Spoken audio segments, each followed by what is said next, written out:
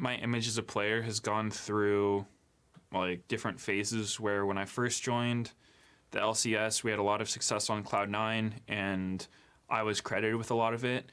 And then as time went on, I was viewed as just like the greedy jungler, like the selfish one.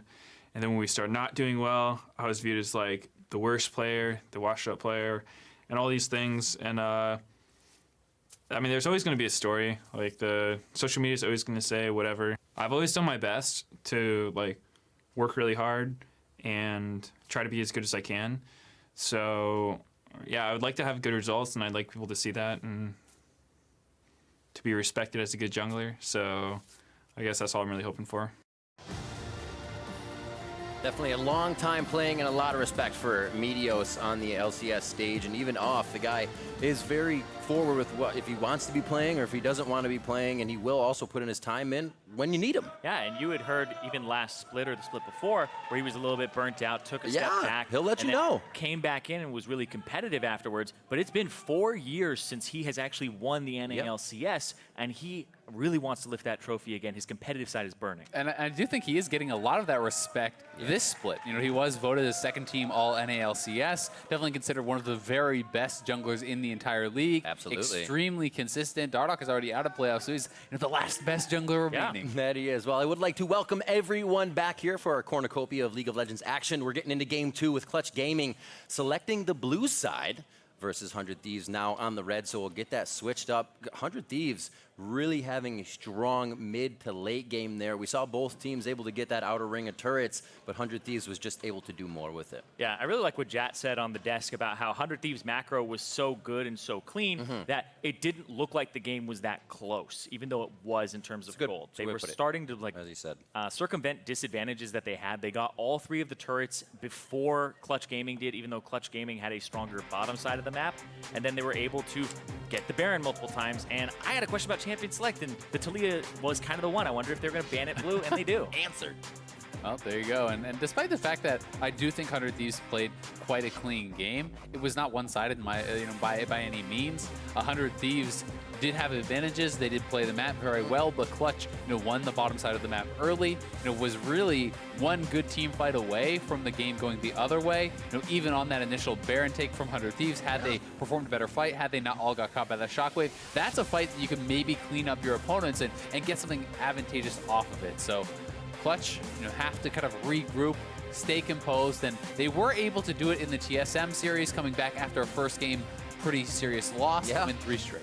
And I'm glad you mentioned the shockwaves, because I think Ryu's been the silent performer of 100 Thieves, where some days had up and down performances, Meteos consistent, Cody Sun, aphromoo, we talk about their numbers constantly, but Ryu's kind of the guy who gets overlooked on this team, and then when he has performances like that, his Ryze, his Orianna, is really when you start noticing, oh, he's a really damn good player, and he has been for a long time. And he's up against Febiven here, who they both played on the same team at one point. They both played in the European LCS against each other, and now we'll see if he's the one who finally gets the better of Febiven here. Yeah, I like it's an awesome play style to watch, because you have the Zeds, the LeBlancs that he used to play, but also can play those Ryzes, those Casses, stand toe-to-toe with you. So versatile Ryu is in the mid lane. And he's also a guy who really does like to roam, who likes to take his advantages and bring them over to the other sides of the map to get his teammates ahead, which is sometimes one of the reasons that he's not going to shine individually as much. And you could see there, Febiven looked a little stressed out. Azir and Ryze both on the table, and he's now on that Azir. He's undefeated so far this split on this champion here, currently 5-0. But I mean, 100 Thieves are very well aware how important that pick is for Febiven. They banned it out last time, so they have to have some sort of a pick or strategy ready to deal with it this time. They know it is Febiven's probably best champion. He's been incredible on it, got his pentakill famously against CLG on it. And I'm really excited to see what the game plan is going to be. Ryze, you assume to be the other one locked in here for 100 Thieves, and then potentially whatever pick of the litter jungler that they want, unless they really favor that AD carry matchup, but 2 are banned away right now. There is the possibility of grabbing Trundle Ryze as your first 2 picks, which is pretty powerful core there, but at the same time, if you're trying to attack Azir early and often, utilize the Ryze W, you may want to go for something a little bit more aggressive, but they're going to go neither of those options just yet. Grabbing up the Varus for Cody Sun, which is a nice pick for Cody Sun, but it's also a takeaway from Apollo. Apollo and Hakuho have done quite well with that in the bottom lane. Morgana and the Varus, famously, that bottom lane duo was pretty powerful for them. And I constantly think of, the Wiz Fusion special was always back in the day, the Varus, when people didn't even play it. So you have the takeaway, and now Lira, again, on this Skarner here, 100% win rate, 5 games, same as Febiven on this Azir here. So Clutch Gaming are whipping out the specials here. Hitting them with the stats. Got them with the classics. Kench going to be off the bench this game. It will. All right. A little denial of death being played here if somebody does get locked up by that chain of corruption from Cody Sun's play. And we have a final pick here with that mid lane already being locked in. What are we expecting? Jungler? Yeah, definitely could see a jungle pick here. If you don't go your jungle here, you're expecting to see, a lot more bans targeted toward it in the second phase. Olaf still is available, but you can leave it a second phase if you're willing to pick a number of different champions, because things like Olaf, Zac, Sejuani, even the Trundle are all available, so you can't ban them all, and as a result, they'll prioritize their bottom lane. Exactly. I think that because there's so many S-tier junglers that you're okay with that, especially on red side in this situation. You can target ban the AD carry role here, pinch out maybe some of the top laners you really don't want to see solo on, like the Ornn again. But you have the Braum, which can deal with the Ornn, so we'll see what they go for here. I did really like the Tahm Kench pick, though, for Hakuho. I think it makes a lot of sense, not only because of the Chains Corruption, but also the Ryze W, and now Braum being picked into that. 100 Thieves has been a team that really likes to draft heavily for CC. And when we talk about a lot of the junglers that are options, I mean, if you ban out Trundle and Olaf, well, Zac and Sejuani both get countered pretty heavily by that Tahm Kench too. Yeah, and giving Meteos Zac is just like, man, superstar jungler going way back season 3. So it's got to hit him with the Elise. Ooh, yeah. Jeez.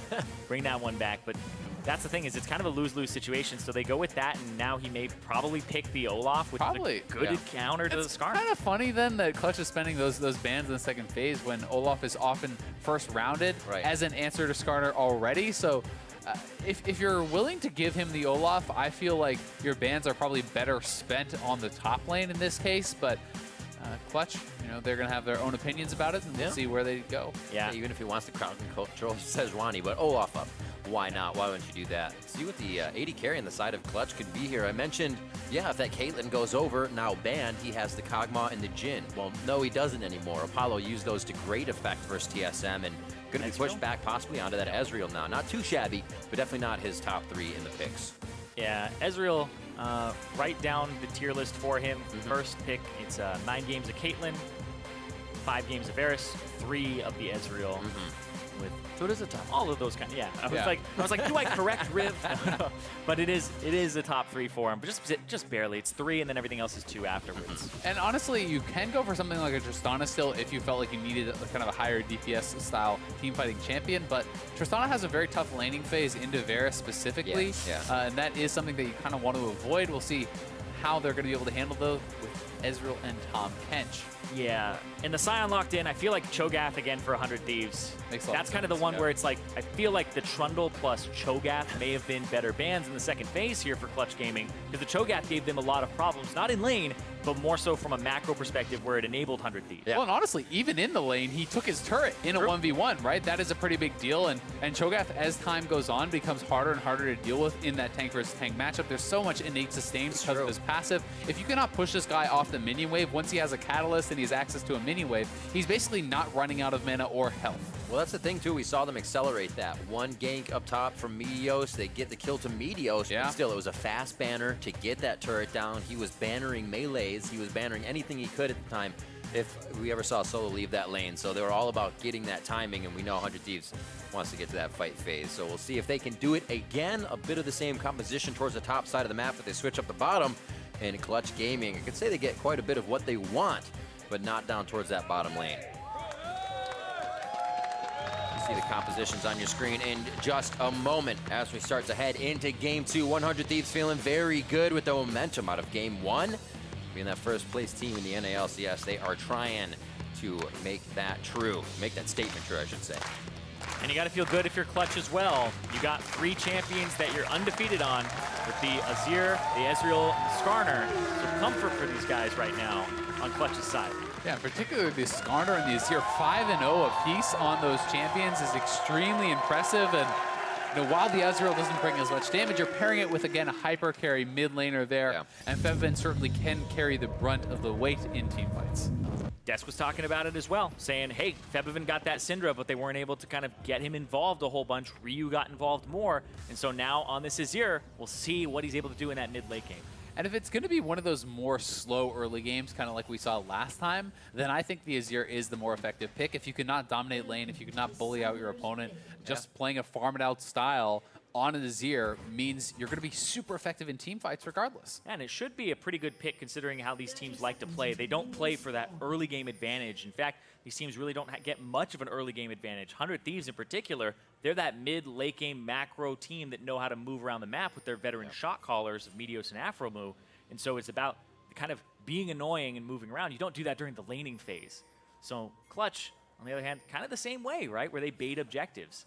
And having a longer game is typically what you'll see from these two teams. A little deja vu there from Meteos and crew as they ran straight for the same brush. Mirrored on the map, though, that undertow and vision can't be really stopped if you get hit by it. We saw them moving away, and they just get a bit of early vision control.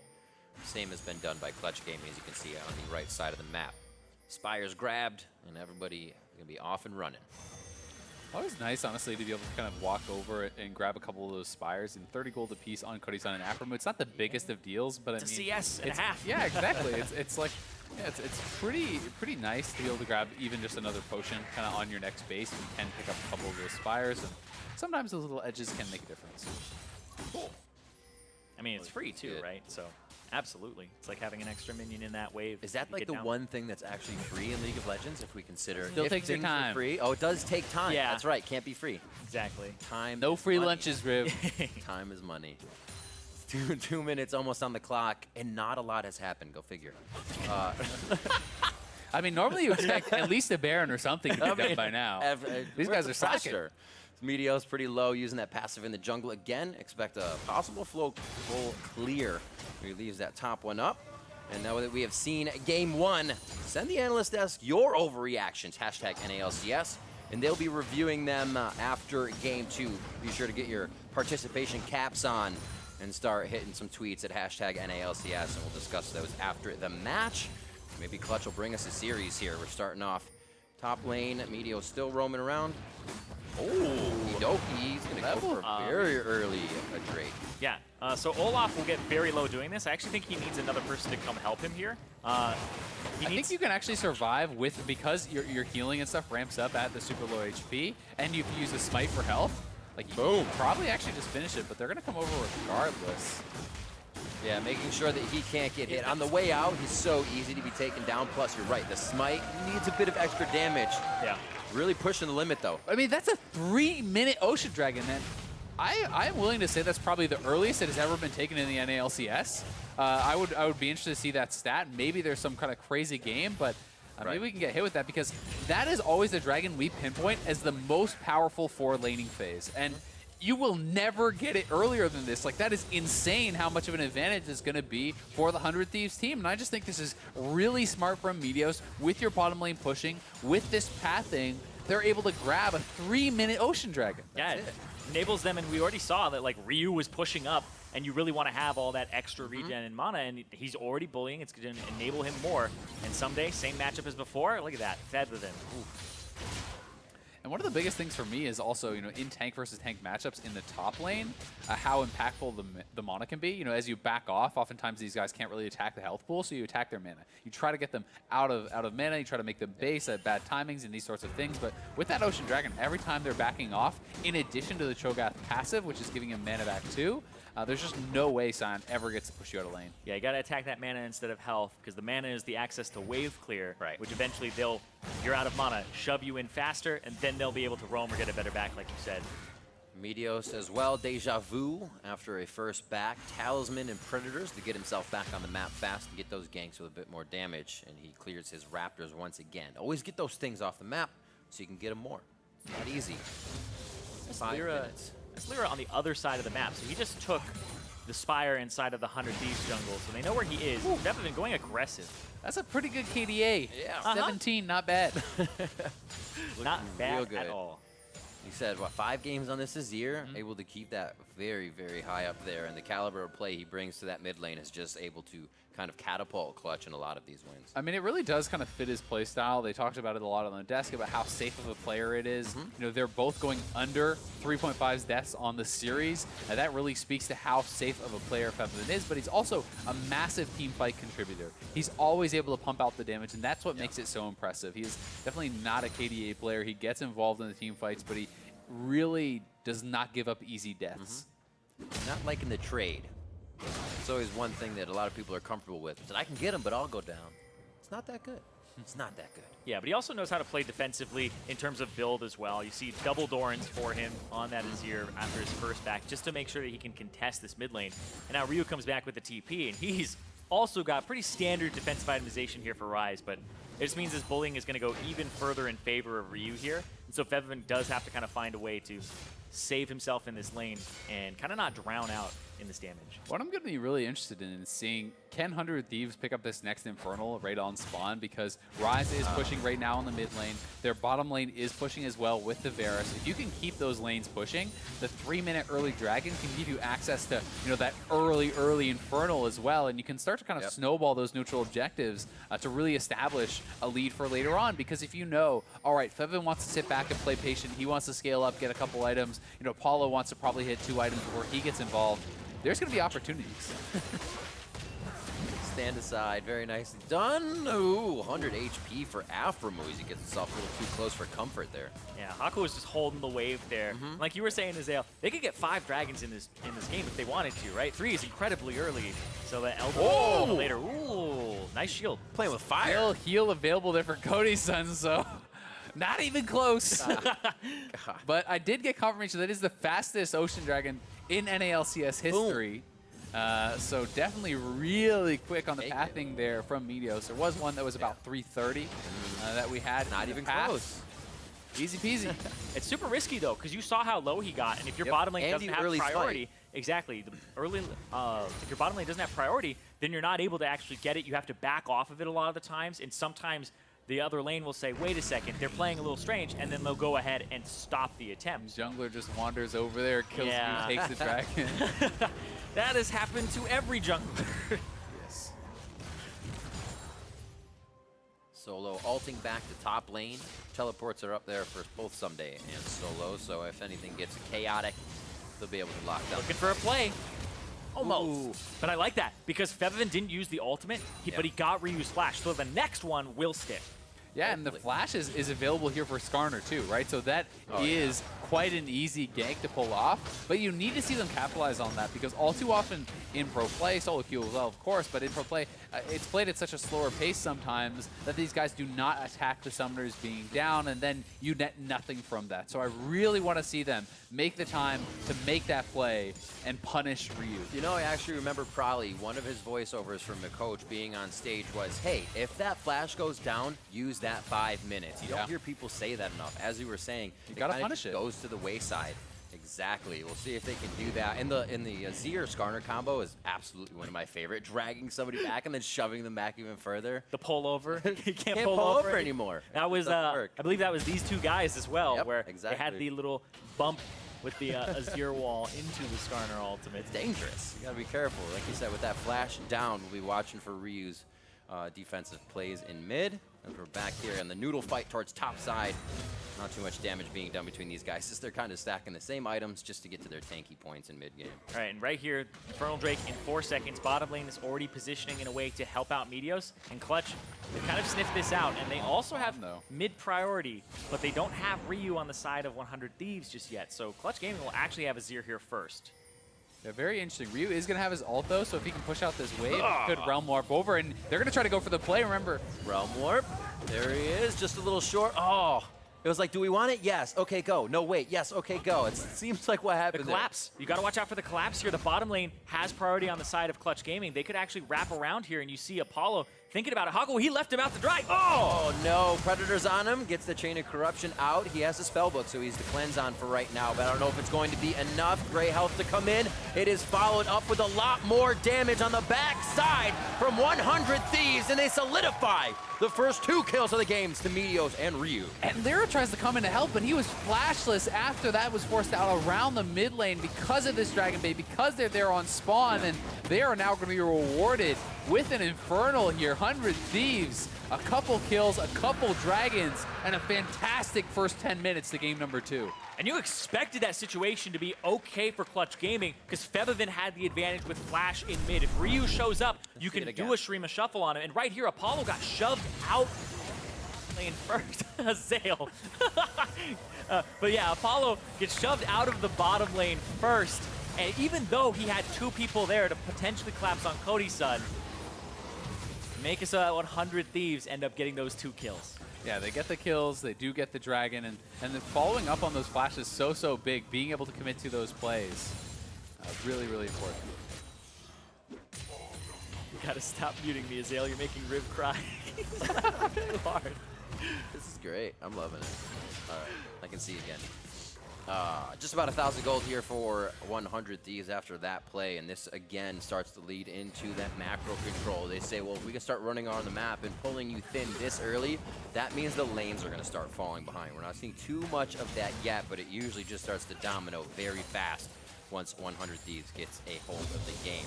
Teleports are still up for Ssumday and Ryu, so they can still make their way across the map if necessary. And this also means that Ryu's in a better spot because the action has happened around the lane and not in his lane. So he's going to have that flashback up here with that Summoner Spell cooldown, and he's going to be in an okay spot where the next stream of Shuffle, he might be able to actually just outplay here unless they make it like happen now.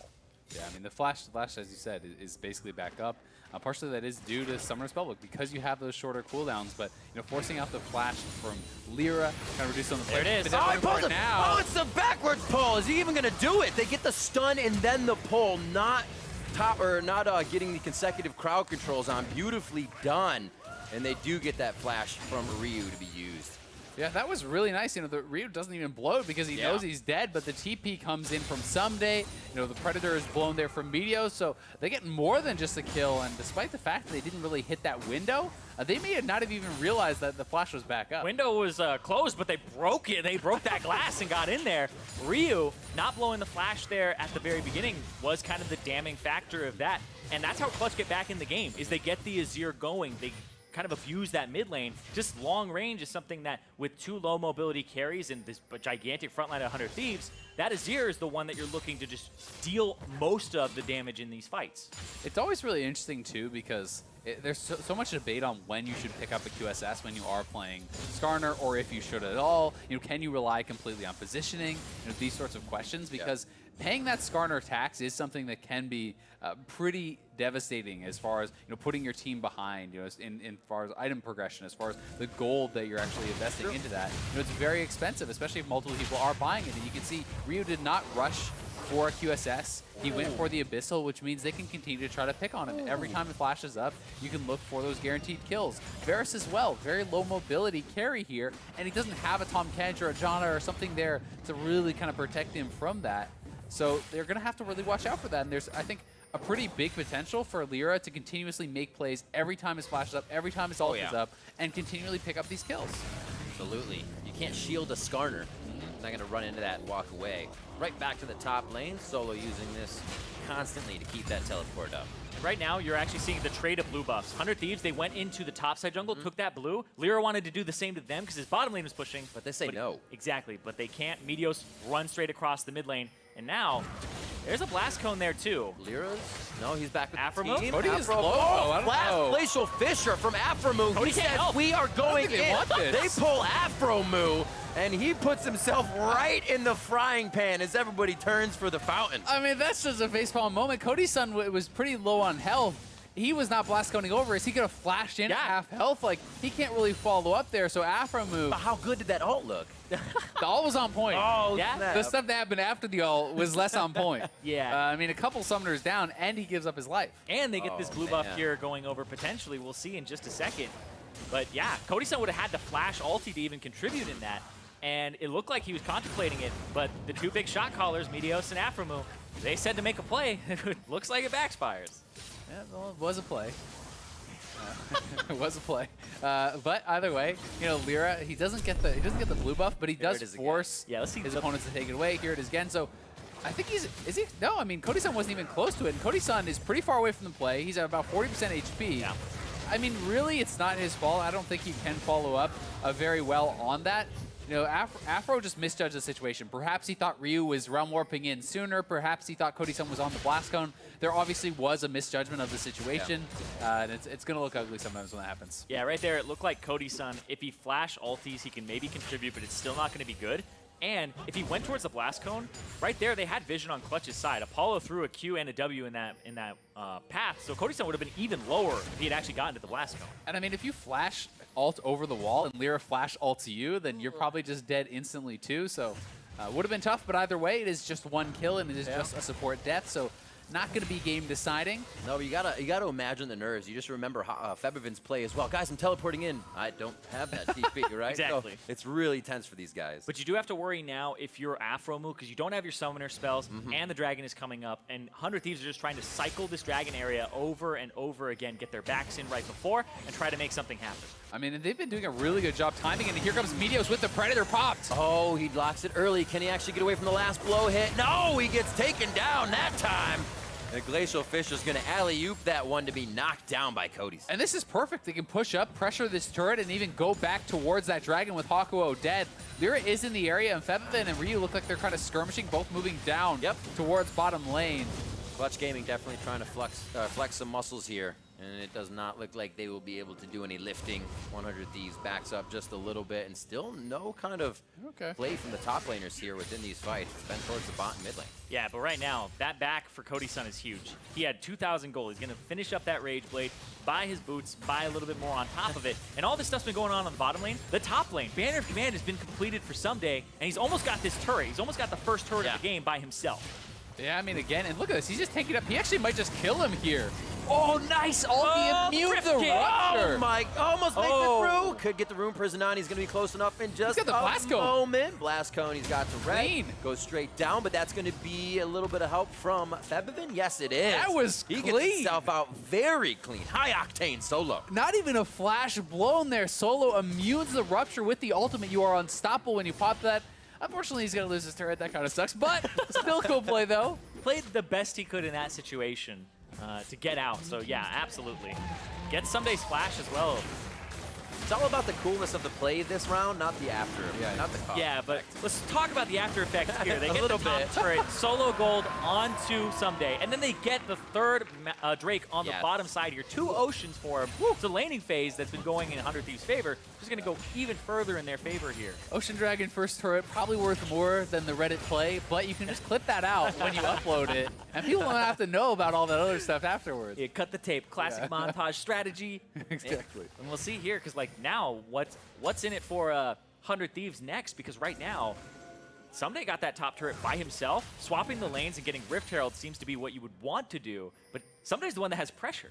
And Meteos is down here on the bottom side, so they can continue to just kind of keep that an isolated top lane and look to pressure this bottom lane turret. Meteos camping here. They could look to just straight up push up. Yeah, Ryu is coming down here as well. They are going to give up some time in mid lane to Febiven, but with this many down on the bottom side, Hakuho and Apollo have to play it so carefully that they're likely just going to lose the turret. Yeah. 100 Thieves so ready to take a fight. Items abound in their inventories. 2 Abyssal Masks to shred for both Ssumday and Ryu as they get together. It doesn't look like they'll be a part of this one, but 100 Thieves is ready across the board in whatever lane they are starting to take these engages. 1 minute onto that Baron, as we're not even up to 20 minutes just yet. And that 3,000 gold lead in favor of 100 Thieves. And we talked about it in the last game where Ryu really does show up on these champions like Orianna, and normally he's kind of like almost the invisible mid laner that's doing a lot of work behind the scenes. And now with the Ryze, once again, that signature champion for him here that he's been playing so much, his Ryze split pushes are really clean, and now they're going to put him in a side lane that is very hard to answer from Clutch Gaming because they don't have like another teleport or a semi-global to answer it, while Ssumday is already pressuring his matchup.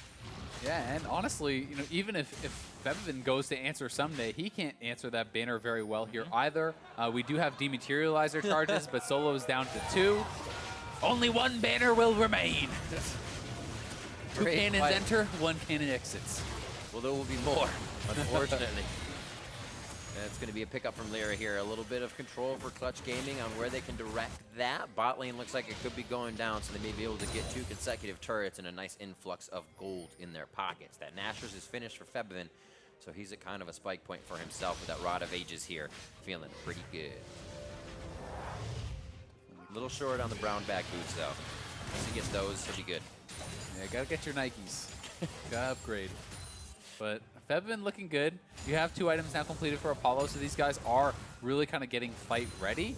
The question becomes, as Zyrene pointed out, how much stronger this team is going to be at split pushing and kind of spreading the map. Yeah. Does 100 Thieves even give you the opportunity to group and fight? Because they're knowing that Febiven wants that 5-man fight, that wants to be sitting in the back line, fighting front line versus front line, and they may just not even give them the opportunity by pushing lanes, by forcing you to answer that, and then looking to bait around an objective as they did in the previous game. Yeah, the 1-3-1 would be very strong for 100 Thieves, playing that annoying macro style. And even if they did group up for fights, the carries are pretty much even on gold now between the mid and the bottom lane, but it's those tanks for 100 Thieves. Meteos and Ssumday both have almost 1,000 gold over their counterparts each, and that's where a lot of this lead is actually residing for 100 Thieves, is in those tanks. So even playing frontline to backline, you're going to have a stronger frontline on 100 Thieves that can take a bit more damage from that Azir and allow your team to kind of have more time to dish out their own. Yeah, and Cho'gath really kind of messes up the math there too, because if it was just a more standard tank, and then you're looking at, okay, well, can the Ryze or the Azir put out more damage? I think the Azir definitely can, but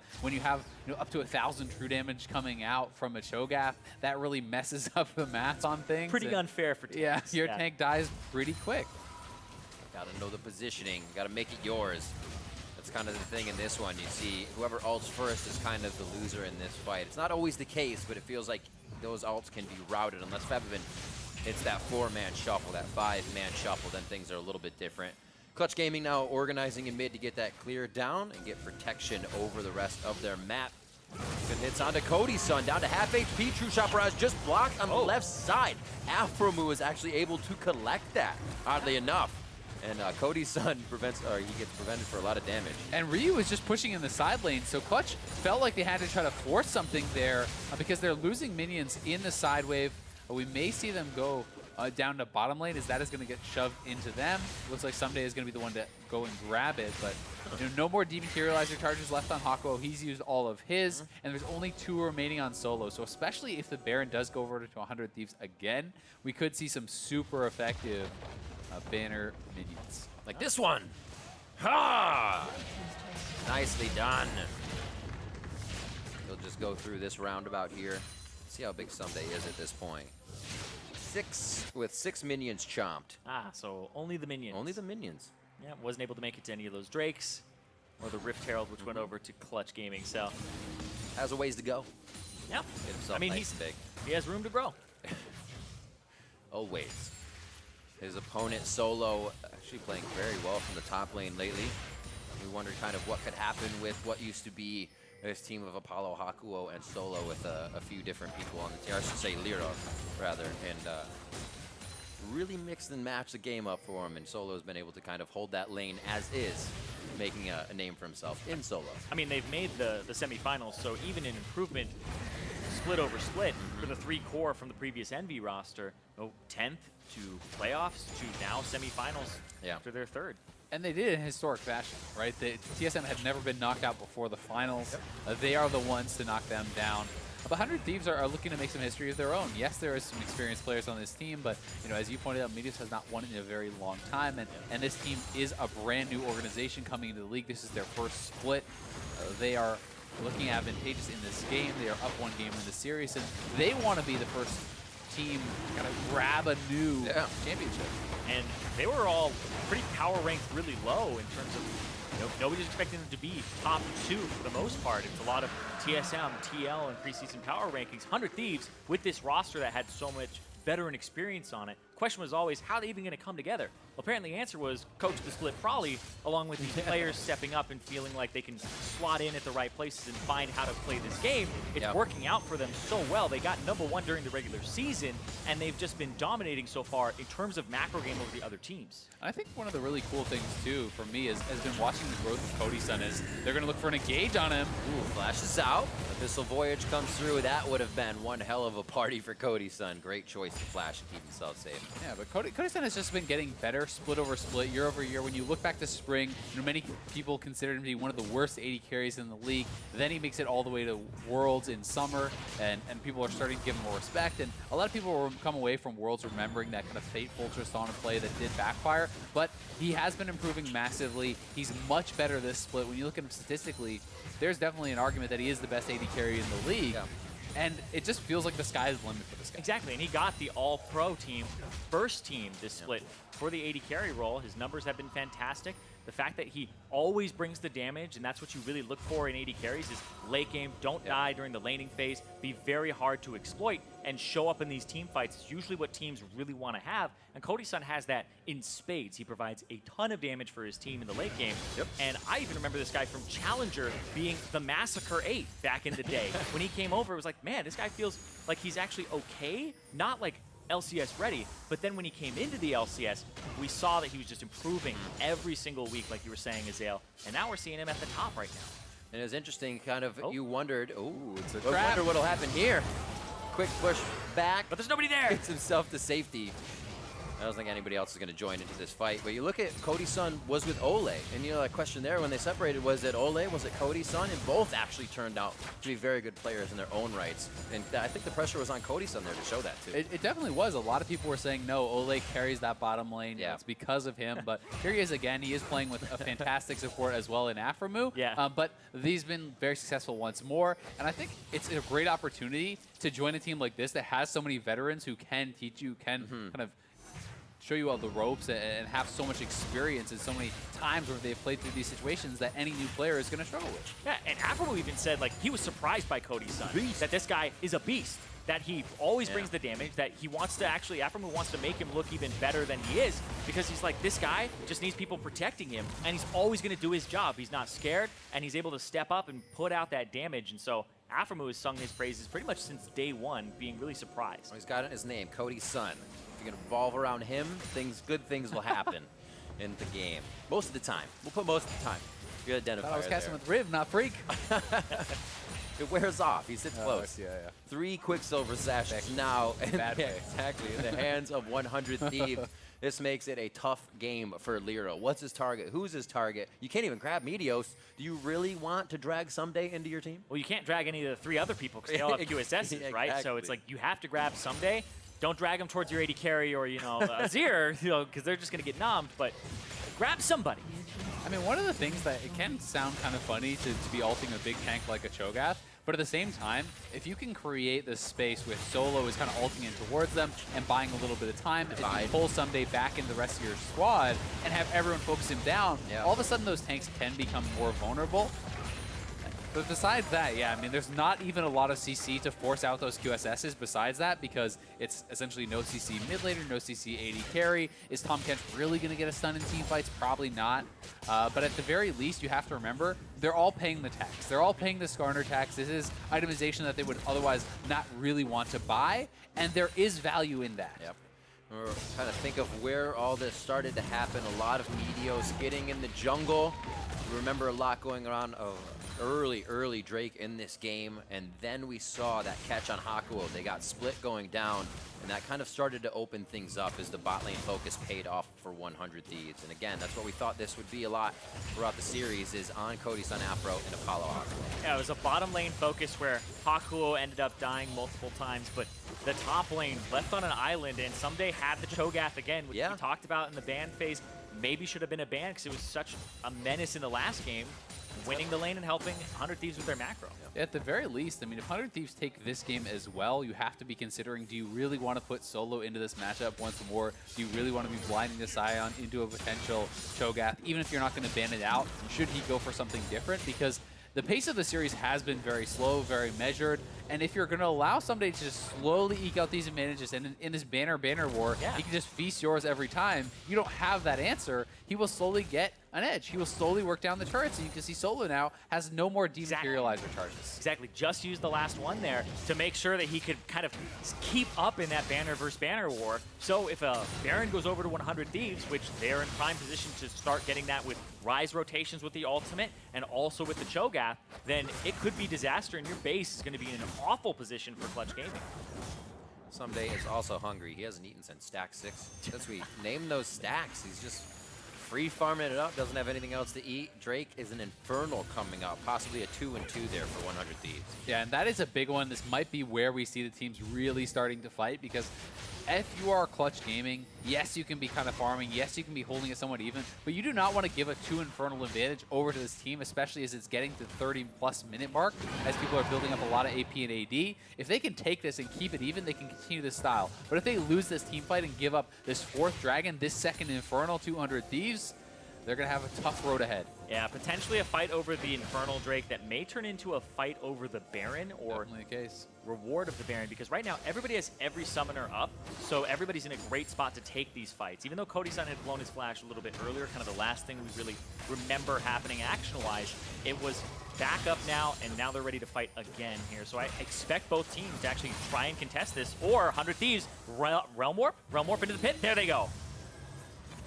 But Skarner was on, or Lira was on the Dragon. They're going to have solo damage, but they're going to hop out. Remember, Abyssal Voyage is going to get them close. Ssumday very low. There he is. Do they want Ssumday. the tank? They'll take the Cho'gath right away. Hakuho's in the front. Gray health is on as he cleanses himself to safety. We're watching solo Febiven. Apollo goes forward. Oh, Febiven's in the fight. Sharima shuffles himself in. All very low. 300 HP between all the members of 100 Thieves. And Febiven makes the clutch play necessary to keep the game alive for Clutch.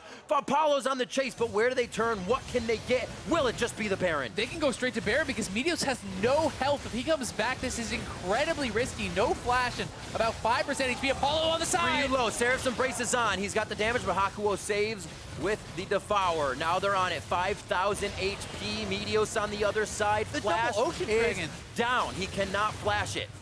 Ocean Drake keeping him healthy. Could They're get all an in the undertow back. over the wall. Cody Sun looking to get a piercing arrow. Does not get it in time. Baron goes to Clutch Gaming. That's exactly what Clutch wanted. They read the play. They said, if we go Infernal, they're going to try to have Ryu be the getaway driver again, get right into the Baron pit, and they sniff it out, and they immediately counter. And we saw how effective that Skarner ultimate actually was on Ssumday. He is split from the team. He gets pulled away. 5-man focus onto Ssumday there. And not only do they get the Baron, not only do they get the kills, they get the Infernal here too. So here it is once more. Ssumday split from the team. Yeah, Febiven was like already there catching the mid-wave. Everybody is there right in time. It's not a split fight where one person's off on the side. They stun Ssumday. They pull him back in. The person that can't get out of the Skarner ult, the only person right there, aphromoo, forced to blow his flash, because that would have been a 3-man there from Febiven. And Febiven just barely able to survive. The double Ocean Dragon actually becoming pretty impactful. If you look at Meteos' health here and Cody Sun's health, they actually regened up quite a bit, but because they didn't have the summoners, because they didn't have the ultimates, they couldn't actually get back in and rejoin that fight. And now the shoe is on the other foot. The banner here is going to be so effective. There's no dematerializer on the side of 100 Thieves, and they also don't have a way to really reach it. Sure, Cho'gath can nom it, but he can't reach it when it's got this extended range. Games like this take everything, the offense and the defense, and now 100 Thieves has to figure out what part of the strategy book is this defense. Getting turned around at Baron in a very fast pace and now starting to lose a bit of the map. What they have in their favor is the lanes have not pushed up yet, but Clutch Gaming is still trying to make fast work and doing a damn good job of it. You can see they still just don't have an answer for this. Ssumday wants to get close, and they're just pushing more away. Shots, shuffles, and look at the damage! aphromoo probably going down a few more hits right to the upright. Solo's got to stop the ultimate as he roars. And they're able to take down aphromoo. Ryu's not even here. They may be able to solidify it 33 minutes in. Baron to Nexus. Clutch Gaming trying to go coast to coast, zeroing out 100 Thieves HP bars after it was a full 100 Thieves early game. They may not have everything here at the moment, but they're going to take their time. And like you said, I think a lot of this game has been measured. And now 100 Thieves tries to see how big Clutch can fight. Febiven very low, shuffles himself out, but there's the Realm Warp. They're in the flame.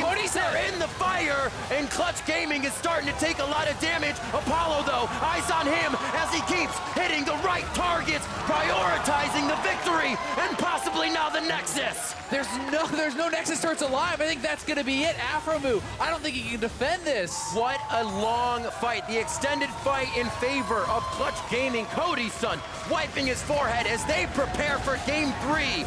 Clutch Gaming takes Game 2.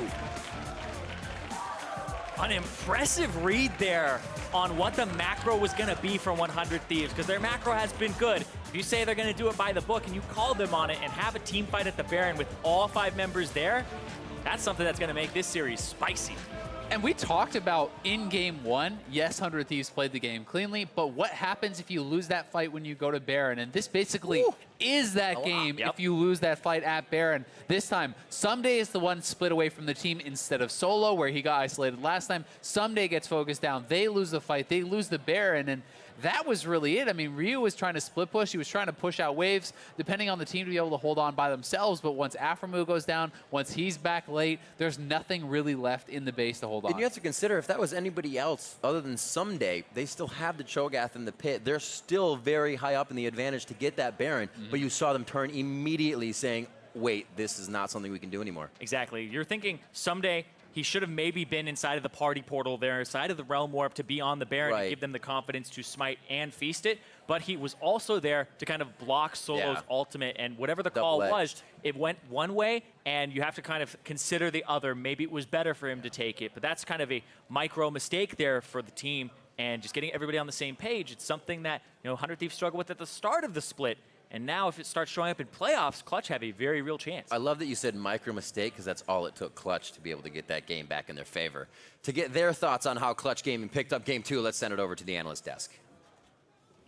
Well, we had to flip this segment on its head with about 3 minutes remaining, because Clutch Gaming, they find the fight they need to even the series up at 1-1, taking down 100 Thieves with a sweet Baron fight and then a quick closing from that point onward. Yeah, and with the draft, there was a big risk that 100 Thieves took here. They left up both Ryze and Azir, and Febi's going to first pick the Azir. It's his best champion for the arguably Clutch Gaming's best player, but they're doing it so that they can get Ryze, which is Ryu's best champion. So they're kind of trading out best champions, and it also plays into how those mid laners like to play a little There bit. is logic there, but for Clutch Gaming, it seems like a return to comfort. You've got that Azir, but also the Skarner for Lira, Jack. For sure. The bottom lane felt a little weird with the Ezreal Tahm Kench, but the rest of the map was super solid, and they eventually just kind of won that late game team fight. I know the casters were just talking about this a little bit. Game 1 was actually much closer than it felt afterwards, and I think this game was also much closer than it felt afterwards, because the early game, the level 3 3-minute Ocean Drake, fastest elemental Drake ever taken in the history of the North American LCS,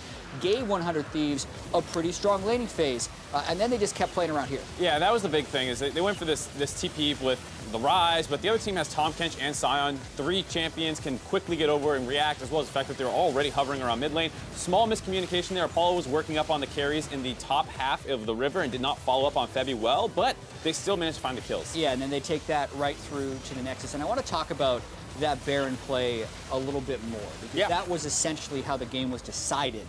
With an Infernal Drake up, would be the second Infernal Drake of the game for 100 Thieves. Essentially, they were like, we're going to use this Ryze pick to play around the map. So we already talked about Febiven and Ryu, best champion, and we got to see which one came out on top pretty much in that fight, because Clutch called the Ryze play so quickly.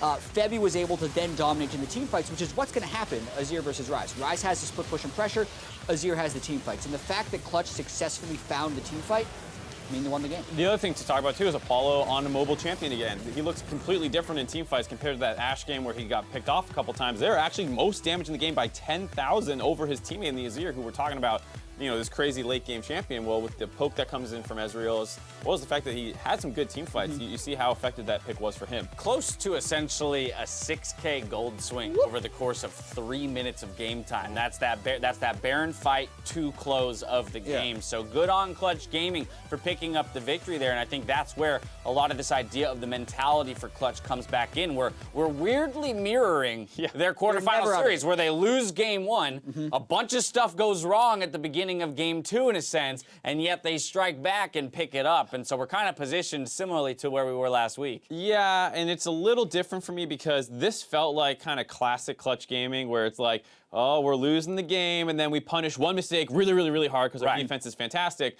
Didn't feel like the TSM series where Hakuho's on fire and this guy's on fire and they're really working well. It still feels like they were losing this game, and they felt like they were gonna lose this game with the amazing Drake control. If 100 Thieves just said, you know, let's not get cute, let's just grab an Infernal Drake, and they played that game out slowly from there, I don't think you would have had... Calm down. I'm so angry! It's gonna be okay. Yeah, it's gonna be okay. I'm just saying, Clutch gaming is not operating at the level we saw in quarters just yet. Gotcha. All right, well, before the break, you tweeted us some of your overreactions, and here are a few that we wanted to discuss. First up, Iora NJ said firmly, Clutch will get 3-0'd if they don't ban Cho'gath. They don't draft enough damage to deal with him. This is why I don't use Twitter anymore, Dash. It's because you tweet something, and then it's there forever. It's there forever. I love it. And you look like a dummy. Yeah. I love it. We put our opinions out there all the time. People throw it back at us. Now you know what it feels like. Yeah. But so clearly they do have the ability to take down the Cho'gath. Yeah, if they don't rely ban on Cho, the Azir. then something will happen, but it's not going to be a 3-0. Yeah, fair enough, fair enough. Next up, Nathan believes 100 Thieves is going to 3-0 Team Liquid in Miami. So calling the victory here today and then saying that they will move on to 3-0 Team Liquid for the title. I think it's definitely an overreaction based on how strong TL looked, based on the fact that this series still isn't over. It could happen. It's a possibility, yes. It's a take. It's another tweet we probably collected before that Baron throw, you know, so. If we give Jat like 15 minutes, he'll go do the math on that, and he'll come back to us with some more probabilities of that happening. Finally, Mean Mr. Keen, a young league fan, propositions that this 100 Thieves jersey is the greatest jersey in the history of LoL Esports. That is a bold, bold claim. Hard disagree. I'm a hard disagree too. It's not even my place to throw in the overreactions. That's you guys, but I'm a hard disagree on this as well. You know, they're nice. Don't get me wrong. It's unique. I think there's been worse jerseys by far, but like I don't really like baseball jerseys. I'm not a exactly. I wouldn't like look is not my look. I wouldn't want to see like a hockey jersey, like some guy coming out like, you know. I don't think just because it works in traditional sports. You wouldn't want to see that. No, I don't think. Guy like full pads and gear. I think SKT is my favorite one. I like COG's USA. COG's America USA jersey. CLG's USA's MSI were pretty sweet. I think I like SKT's uniforms from last year. I also just sometimes like Gravity's the more classic, sweet leather Cloud9 and TSM have had some good classic jerseys. They just got nice color combos, if I'm being honest. Game 3 of 100 Thieves versus Clutch Gaming is coming up after the break. A reminder that after today's broadcast, stay tuned for the NALCS Civil War, where Jat and Kobe fight it out for pride and glory. Can't wait for that one. I'll be there too. I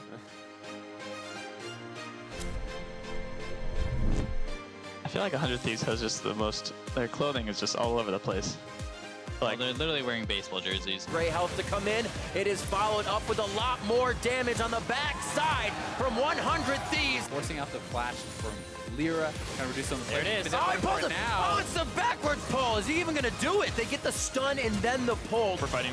Just get the stun, Eduard. Ulting. Nice. Let's push. Yeah, Cho'gath has Warlock. Look Febby. Zoning their carries. Their carries can't do anything. They're in the flames, they're in the fire, and Clutch Gaming is starting to take a lot of damage. Apollo, though, eyes on him as he keeps hitting the right targets.